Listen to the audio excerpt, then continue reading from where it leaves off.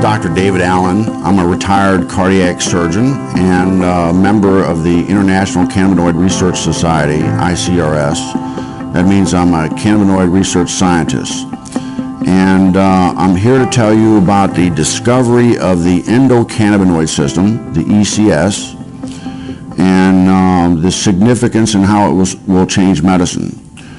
And we discovered the endocannabinoid system about 30 years ago, and we really didn't understand the significance of its discovery. And so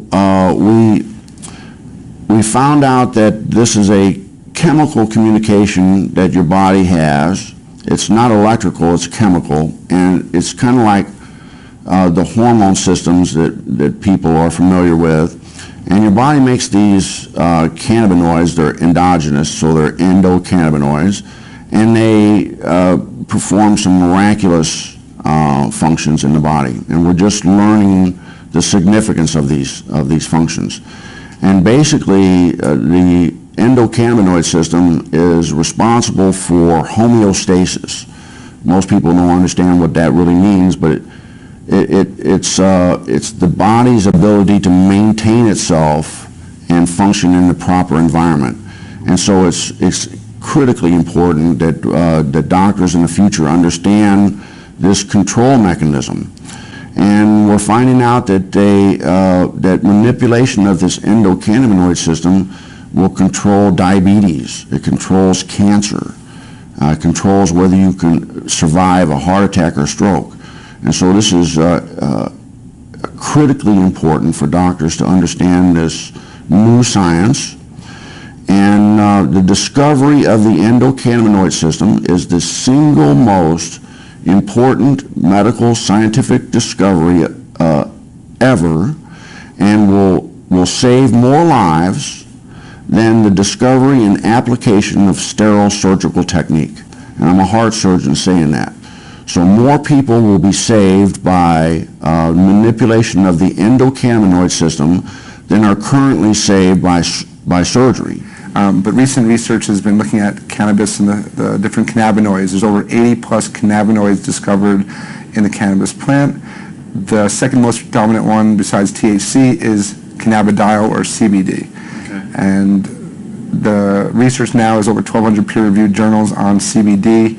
It's probably the most exciting and researched ingredient or substance right now around the world. Mm-hmm. It doesn't have the psychoactive or high that is associated with THC, but it has a tremendous amount of other benefits, including research shows anti-seizure, anti-epileptic, which is why it's gotten a lot of popularity. You deal a lot with children with seizure disorders, and they're getting benefits from this plant in a safe, non-toxic way versus all these drugs that typically don't work. Mm-hmm. And there's neuroprotective benefits, so you see a lot with concussions and the NFL. There's a lot of research being done now with chronic traumatic encephalopathy or chronically banging your head a lot.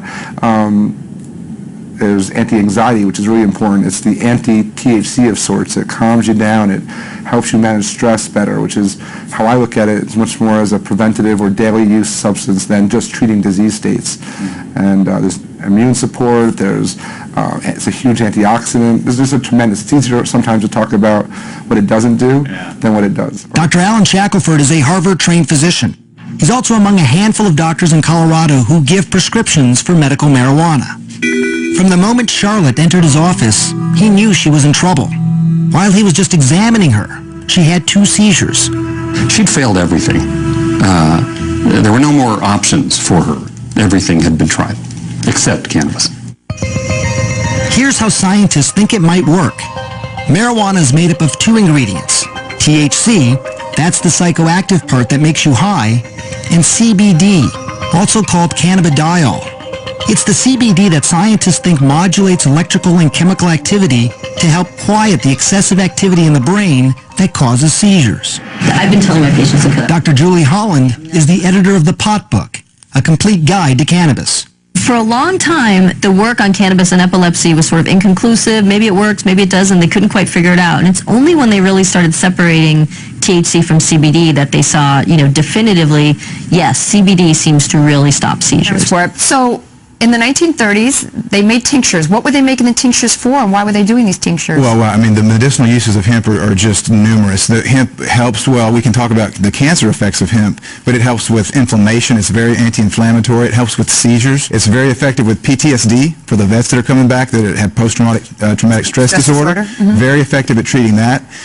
It's an anti-inflammatory, but then the uses of hemp for cancer, what I've studied, because of my book, Cancer Step Outside the Box, and the number of cancers, there's about a dozen different cancers that have been studied in depth with medicinal marijuana, with hemp. And so the studies, from brain cancer to prostate cancer to pancreatic cancer, uterine cancer, cervical cancer, prostate cancer, it's amazing. Okay, so what is in hemp that it's this THC, correct? Well, there's chemicals that are called cannabinoids. Right. THC is short for delta-9 tetrahydrocannabinol. I'm glad you said it because I couldn't. That's the only time I'll get it right. I'm glad I got it right.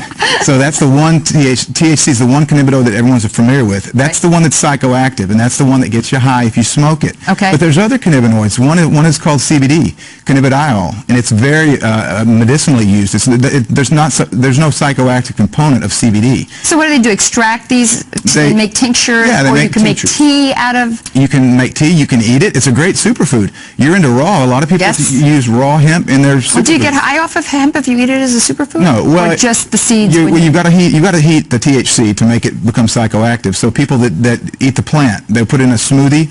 You know, the super green smoothies. Right. You're not going to get high off of that because you didn't superheat it. But is it then, if you put it in a smoothie like that, is it good prevention to cancer? It is. It's very well. It's got a perfect ratio of omega-3 to 6 fatty acids. It's got more GLA, gamma-linolenic acid, than any other plant.